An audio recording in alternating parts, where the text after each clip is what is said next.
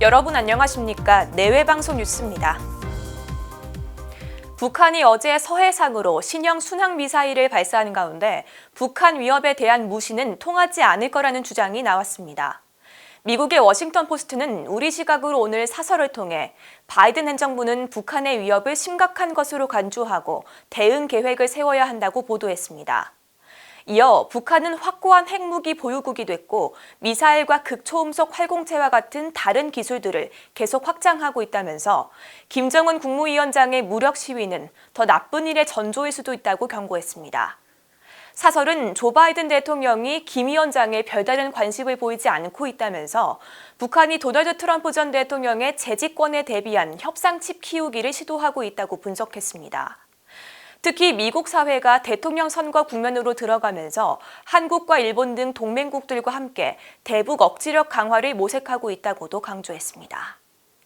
국민연금에 가입해놓고 보험료를 내지 못하는 사람들이 88만 명에 달했습니다.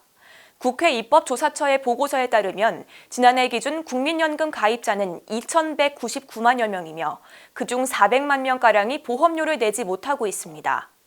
이들은 사업 중단이나 실직 등으로 국민연금 보험료를 내지 못하는 납부 예외자와 소득 신고자 중 13개월 이상 미납한 장기 체납자인데 전체 가입자의 17.9%를 차지했습니다.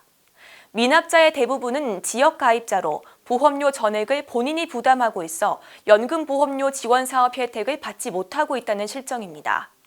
보고서는 연금보험료 일부를 지원하는 두루누리 사회보험료 지원 사업을 신규 가입한 자영업자로 확대하거나 국고보조 도입 등 방안을 검토해야 한다고 제안했습니다.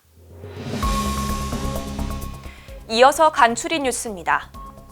올겨울 한파와 폭설 등으로 최근 일일 최대 전력 수요가 급증했습니다.